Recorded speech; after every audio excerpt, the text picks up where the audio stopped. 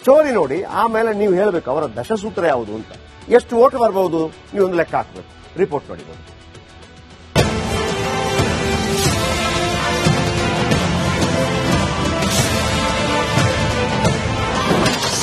ಅಧಿಕಾರ ಹಿಡಿಯಲು ಕಾಂಗ್ರೆಸ್ ನಾನಾ ಕಸರತ್ತು. ಕೈಲಾಗದವರು ಸುಮ್ಮನಿರಿ ಎಂದಿದ್ದೇಕೆ ಖರ್ಗೆ.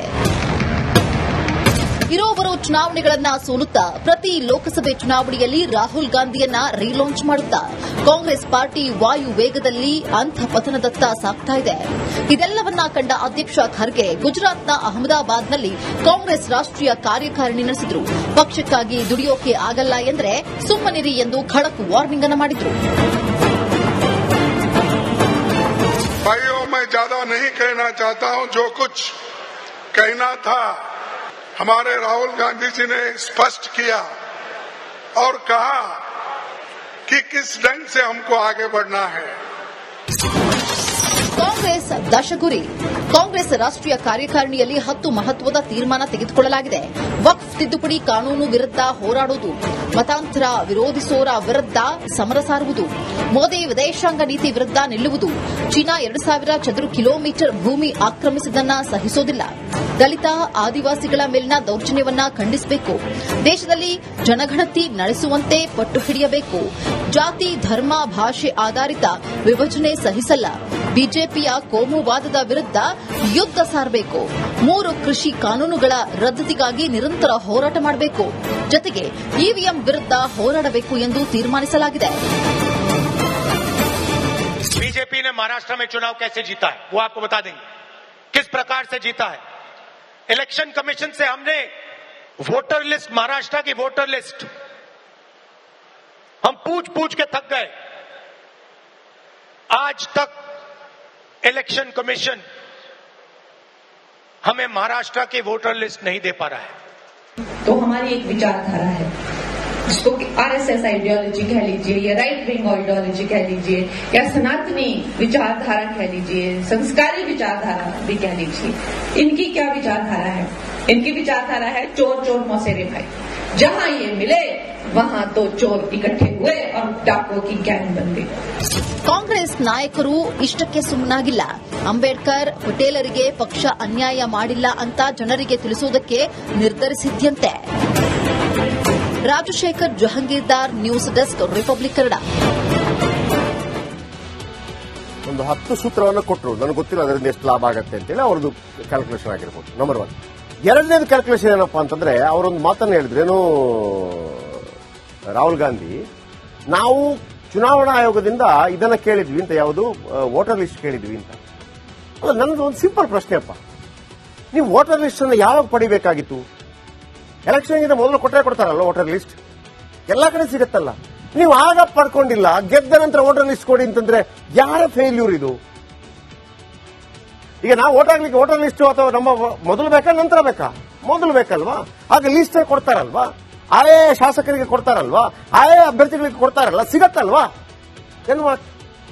ಆಮೇಲೆ ಸರ್ದಾರ್ ಪಟೇಲರಿಗೆ ಮತ್ತು ಅಂಬೇಡ್ಕರ್ ಅವರಿಗೆ ಅನ್ಯಾಯ ಮಾಡಿಲ್ಲ, ಯಾಕಂದ್ರೆ ಬಿಜೆಪಿ ಅವರಿಗೆ ಅನ್ಯಾಯ ಮಾಡಿದೆ ಅಂತ ಹೇಳ್ಕೊಂಡ್ಬಂತು, ಹಾಗಾಗಿ ಅನ್ಯಾಯ ಮಾಡಿಲ್ಲ ಅಂತ ಹೇಳ್ಕೊತಾ ಹೋಗ್ತಿದೀವಿ ಅಂತ. ಸರ್ದಾರ್ ಪಟೇಲರು ಪ್ರಧಾನಿ ಆಗಬೇಕಾಗಿದ್ದಂಥವರು, ವೋಟು ಜಾಸ್ತಿ ಬಂದಿದ್ದವರಿಗೆ ಕಾಂಗ್ರೆಸ್ ಕಮಿಟಿಯಲ್ಲಿ, ಮಹಾತ್ಮ ಗಾಂಧಿ ಕಾರಣಕ್ಕಾಗಿ ನೆಹರು ಆದ್ರೂ ಓಕೆ, ಅದೇನೋ ಅದರ ಬಗ್ಗೆ ನಾನು ಹೋಗ್ತಾ ಇಲ್ಲ. ಆದ್ರೆ ಅಂತ ಒಂದು ಸರ್ದಾರ್ ಪಟೇಲ್ಗೆ ಎಷ್ಟು ಗೌರವ ಸಿಕ್ಕಿರಬಹುದು? ನಾನು ಗಾಂಧಿ ಫ್ಯಾಮಿಲಿದು ಏನೆಲ್ಲ ಇದೆ, ಸರ್ದಾರ್ ಪಟೇಲ್ದು ಏನೆಲ್ಲ ಇದೆ, ಆಮೇಲೆ ಲಾಲ್ ಬಹದ್ದೂರ್ ಶಾಸ್ತ್ರಿ ಮತ್ತೊಂದು ಇದೇ ಇದೆಯಲ್ವಾ, ಹೇಳ್ತೀನಿ ಕೇಳಿ. ಕಾಂಗ್ರೆಸ್ ವರ್ಸಸ್ ನೆಹರು ಕುಟುಂಬ, ಸರ್ದಾರ್ ಪಟೇಲ್ ತಗೊಳ್ಳಿ. ಪಟೇಲ್ರ ನಿಧನದ 41 ವರ್ಷದ ಬಳಿಕ ಭಾರತ ರತ್ನ, 41 ವರ್ಷಗಳ ಬಳಿಕ. ನೆಹರು ಇದ್ದಾಗಲೇ, ಇಂದಿರಾ ಗಾಂಧಿ ಇದ್ದಾಗಲೇ, ರಾಜೀವ್ ಗಾಂಧಿ ಇದ್ದಾಗಲೇ, ಇವರಿಗೆ 41 ವರ್ಷಗಳು ಆಯ್ತು. ಗುಜರಾತ್ನವರು ನರೇಂದ್ರ ಮೋದಿ ಮುಖ್ಯಮಂತ್ರಿ ಆಗಿದ್ದಾಗ ಸ್ಟ್ಯಾಚ್ಯೂ ಆಫ್ ಯೂನಿಟಿ ಅಂತ ಒಂದು ಮಾಡಿದ್ರು, 3,000 ಕೋಟಿ ಆಯ್ತು. ಮತ್ತು ಅದಕ್ಕೆ ಗೇಲಿ, ಅದು ಬೇಕಾ ಯಾವನೆಲ್ಲ ಕೇಳಿಲ್ಲ. ಯಾಕ್ರಿ, ಇಡೀ ಭಾರತವನ್ನ ಅಖಂಡ ಭಾರತವನ್ನಾಗಿ ಮಾಡಿದಂತ ಆ ಮಹಾನಾಯಕನಿಗೆ ಒಂದು ಸ್ಟ್ಯಾಚ್ಯೂ ಕೊಟ್ಟುಬಿಟ್ರೆ 3,000 ಕೋಟಿಯಲ್ಲಿ ಏನು ಕಳೆದೋಗ್ಬಿಡತ್ತಾ? 1 ರೂಪಾಯಿ ಹಾಕಿದ್ರು ಸಾಕ್ರಿ, 10 ಮಾಡಬಹುದು. ಹೇಳೋದಕ್ಕೊಂದು ಅರ್ಥ ಬೇಕು. ಕನಿಷ್ಠ ಸ್ಟ್ಯಾಚ್ಯೂ ಆಫ್ ಯೂನಿಟಿಗೆ ಭೇಟಿ ಕೊಟ್ಟಿಲ್ಲ ಕಾಂಗ್ರೆಸ್ ಪಾರ್ಟಿ. ಈಗ ಕಾಂಗ್ರೆಸ್ ವರ್ಸಸ್ ನೆಹರು ಕುಟುಂಬಕ್ಕೆ ಬರ್ತೀವಿ. ಡಾಕ್ಟರ್ BR ಅಂಬೇಡ್ಕರ್ 1951-52 ಅಂಬೇಡ್ಕರ್ ಸೋಲಿಸುವುದಕ್ಕೆ ಶತ ಪ್ರಯತ್ನಗಳಾಗುತ್ತೆ. ಅಂಬೇಡ್ಕರ್ ಅವರನ್ನು ಸೋಲಿಸ್ತಾರೆ ಕೂಡ. ಅದು ಕಾಂಗ್ರೆಸ್ ಮೇಲೆ ಈಗಲೂ ಆರೋಪ ಇದೆ. ಸೋಲಿಸಿದ ನಂತರ ನೆಹರು ಗಾಂಧಿ ಹೇಳಿದ ಕಾರಣಕ್ಕಾಗಿ ಅವರನ್ನ ನೆಕ್ಸ್ಟ್ ಸಚಿವರನ್ನಾಗಿ ಮಾಡುತ್ತದೆ ಬೇರೆ ವಿಚಾರ. ಆದರೆ ಅಂಬೇಡ್ಕರ್ಗೆ ಭಾರತ ರತ್ನ ಕೊಡಲಿಲ್ಲ ಕಾಂಗ್ರೆಸ್. ನಿಧನರಾದ 34 ವರ್ಷ ಬಳಿಕ ಭಾರತ ರತ್ನ ಸಿಗುತ್ತೆ VP ಸಿಂಗ್ ಕಾಲಾವಧಿಯಲ್ಲಿ. ಅದು ಬಿಡಿ, ಅಂಬೇಡ್ಕರ್ ಇಡೀ ಭಾರತದ ನವ ಭಾರತದ ನಕ್ಷೆಯನ್ನೇ ಬದಲಿಸಿದಂತ ಪಿತಾಮಹ. ಇವತ್ತು ಯಾರು ಏನ್ ರಿಸರ್ವೇಶನ್ ಮತ್ತೊಂದು ಮಗದೊಂದು ಶಾಲೆಗೆ ಹೋಗೋದಕ್ಕೆ ಅವಕಾಶ ಎಲ್ಲವೂ ಸಿಕ್ಕಿದ್ದು ಈ ಮಹಾನುಭಾವನಿಂದ. ಮೇಲ್ಜಾತಿ ಕೆಳಜಾತಿ ಅಂತಲ್ಲ, ಕೆಳಜಾತಿಯವನ ನೆರಳು ಬೀಳಬಾರ್ದು, ಅವನ ಉಗುಳು ಬೀಳಬಾರ್ದು. ಇಲ್ಲೊಂದು ಇದು ಕಟ್ಕೊಂಡಿರ್ಬೇಕು, ಉಗುಳಿದ್ರೆ ಅಲ್ಲಿಗೆ ಕಟ್ಟಬೇಕು. ದೊಡ್ಡವನು ಬಂದ್ರೆ ಚಪ್ಪಲಿ ಹಾಕಬಾರ್ದು, ಚಪ್ಪಲಿ ಹಾಕೋಂಗಿಲ್ಲ, ಹಾಕಿದ್ರು ಕೂಡ ಚಪ್ಪಲಿ ಅಂತ ತಲೆ ಮೇಲೆ ಇಡಬೇಕು. ಇತ್ತ ಇಲ್ಲೋ ಹೆಣ್ಣು ಮಕ್ಕಳು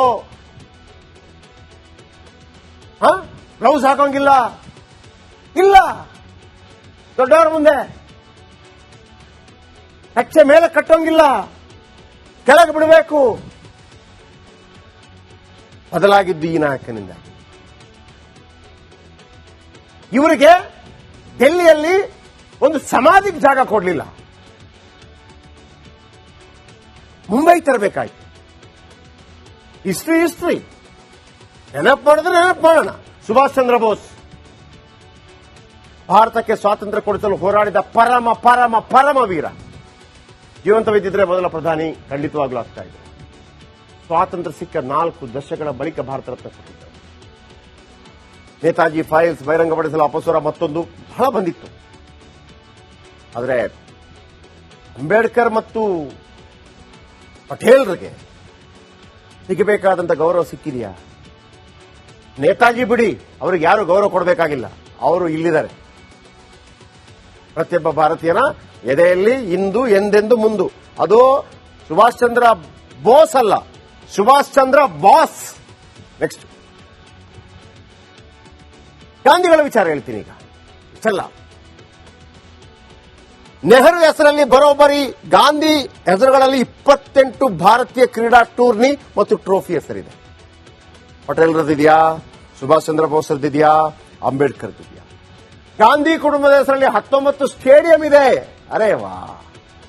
ಅದರಲ್ಲೊಂದು 4 ಪಟೇಲ್ರಿಗೋ, ಒಂದು 4 ಶಾಸ್ತ್ರಿಗಳಿಗೋ, ಒಂದು 4 ಮನಮೋಹನ್ ಸಿಂಗ್ರಿಗೋ, ಒಂದು 4 ನರಸಿಂಗರಾಯರಿಗೋ,